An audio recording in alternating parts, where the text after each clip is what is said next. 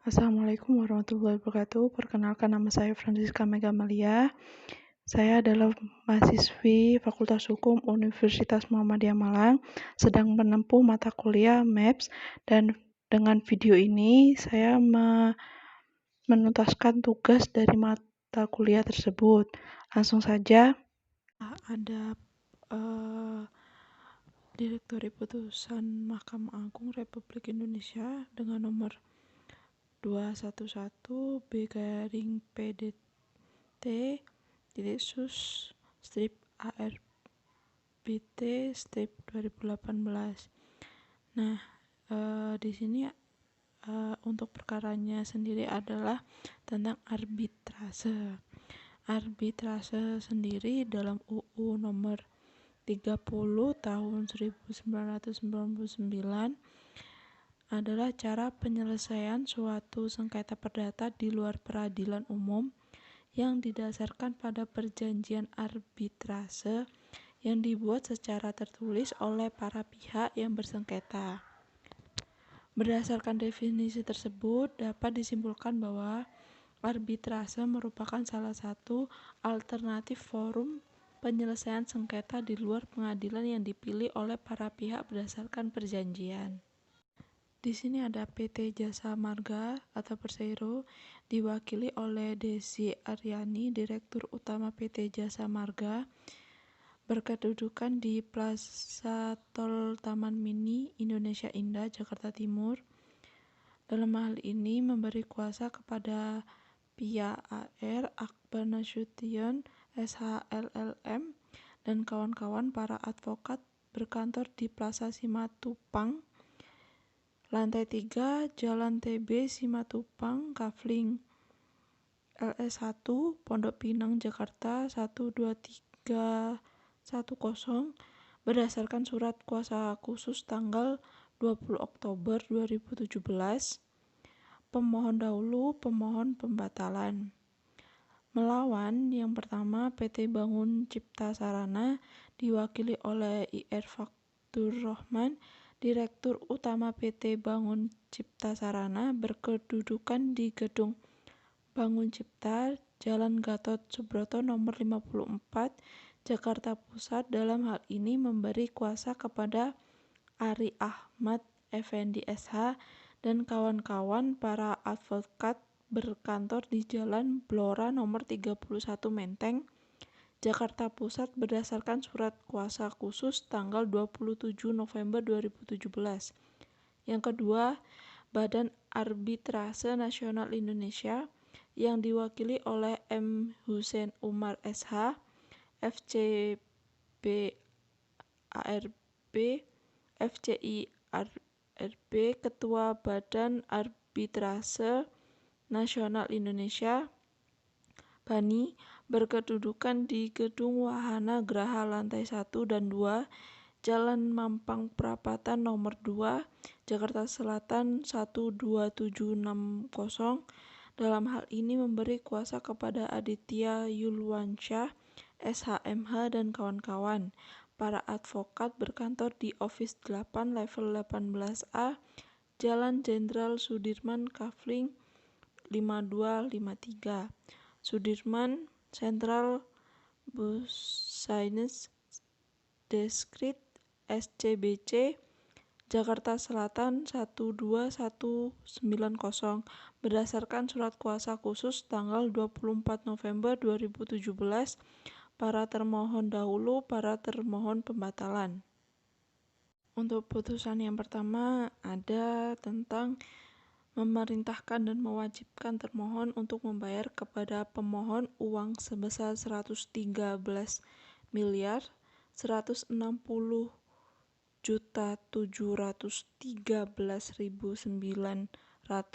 rupiah dengan rincian sebagai berikut. Yang pertama, untuk pembayaran porsi hak pemohon terhitung dari tanggal 30 Juli 1999 sampai dengan 30 April 2016 sebesar 105.979.015.880 rupiah. Yang kedua, untuk pembayaran porsi hak pemohon terhitung dari tanggal 1 Mei 2016 sampai dengan 15 September 2016 sebesar 2.372.664.534 rupiah. Yang ketiga, untuk pembayaran bunga yang dikenakan terhitung tanggal 16 September 2016 sampai dengan 13 Juni 2017 sebesar 4.039.033.487 rupiah. Untuk selanjutnya, mewajibkan kepada termohon untuk mengembalikan 1/2 biaya administrasi, biaya pemeriksaan, dan biaya arbiter, yaitu sebesar 1.058.052.000 rupiah dan sebagainya. Selanjutnya, bahwa berdasarkan memori kasasi yang diterima tanggal 1 November 2017 yang merupakan bagian tidak terpisahkan dari putusan ini, pemohon kasasi meminta agar yang pertama menerima pemohonan banding yang diajukan oleh pembanding. Yang kedua, membatalkan putusan Majelis Hakim Pengadilan Negeri Jakarta Timur nomor 299 PDT G Arbiter /2017 PN Jakarta Timur tertanggal 10 Oktober 2017. Yang ketiga, mengabulkan permohonan pembatalan putusan Badan Arbitrase Nasional Indonesia nomor 880 Romawi 8 ARB strip Bani 2016 tertanggal 13 Juni 2017 untuk seluruhnya. Yang keempat, menyatakan putusan Badan Arbitrase Nasional Indonesia nomor 880 8 Romawi ARB strip Bani 2016 tanggal 13 Juni 2017 tidak memiliki kekuatan hukum mengikat. Yang kelima, membatalkan putusan Badan Arbitrase Nasional Indonesia nomor 880 8 Romawi ARB strip Bani 2016 tanggal 13 Juni 2017 berikut segala akibat hukumnya. Yang keenam, memerintahkan Panitera Pengadilan Negeri Jakarta Timur untuk mencoret putusan Badan Arbitrase Nasional Indonesia nomor 880 8 Romawi ARB strip Bani 2016 tanggal 13 Juni 2017 dari register pendaftaran putusan arbitrase di Pengadilan Negeri Jakarta Timur. Dan yang ketujuh, menghukum termohon 1 dan termohon 2 untuk membayar seluruh biaya perkara ini. Lanjut, untuk mengadili. Yang pertama, menyatakan permohonan dari pemohon PT Jasa Marga Persero tersebut tidak dapat diterima. Yang kedua, menghukum pemohon dahulu pemohon pembatalan untuk membayar biaya perkara ditetapkan sebesar Rp500.000. Demikianlah diputuskan dalam rapat musyawarah Majelis Hakim pada hari Kamis tanggal 25 Januari 2018 oleh Dr. Yakub Ginting SHCN MKN Hakim Agung yang ditetapkan oleh Ketua Mahkamah Agung sebagai Ketua Majelis Dr. H. Zahrul Rabain SHMH dan Sudrajat Dimyati SHMH, Hakim-Hakim Agung masing-masing sebagai anggota. Putusan tersebut diucapkan dalam sidang terbuka untuk umum pada hari itu juga oleh ketua majelis dengan dihadiri oleh para hakim anggota tersebut dan Susi Saptati SHMH panitera pengganti tanpa dihadiri oleh para pihak. Dari beberapa pembacaan hasil isi putusan tersebut bisa dilihat bahwa masalah tersebut bisa masuk dalam permasalahan arbitrase sendiri. Untuk arbitrase adapun syaratnya, yang pertama, para pihak terikat dengan perjanjian arbitrase.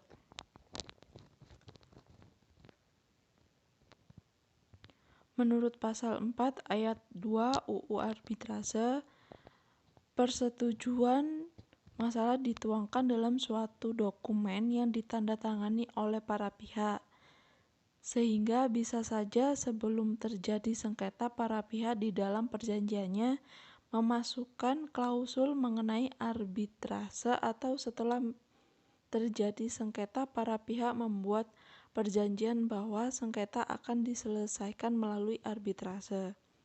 Khusus untuk perjanjian arbitrase yang dibuat setelah sengketa terjadi, undang-undang menentukan bahwa perjanjian paling sedikit harus memuat yang pertama, masalah yang dipersengketakan, yang kedua, nama lengkap dan tempat tinggal para pihak, yang ketiga, nama lengkap dan tempat tinggal arbiter atau majelis arbitrase, yang keempat, tempat arbiter atau majelis arbitrase akan mengambil keputusan, yang kelima, nama lengkap sekretaris, yang keenam, jangka waktu penyelesaian sengketa, yang ketujuh, pernyataan kesediaan dari arbiter, dan yang terakhir, pernyataan kesediaan dari pihak yang bersengketa untuk menanggung segala biaya yang diperlukan untuk menyelesaikan sengketa melalui arbitrase. Untuk yang kedua, sengketa termasuk dalam lingkup bidang perdagangan. Ketentuan pasal 5 ayat 1 UU Arbitrase menyatakan bahwa sengketa yang dapat diselesaikan melalui arbitrase hanya sengketa di bidang perdagangan dan mengenai hak yang menurut hukum dan peraturan perundang-undangan dikuasai sepenuhnya oleh pihak yang bersengketa.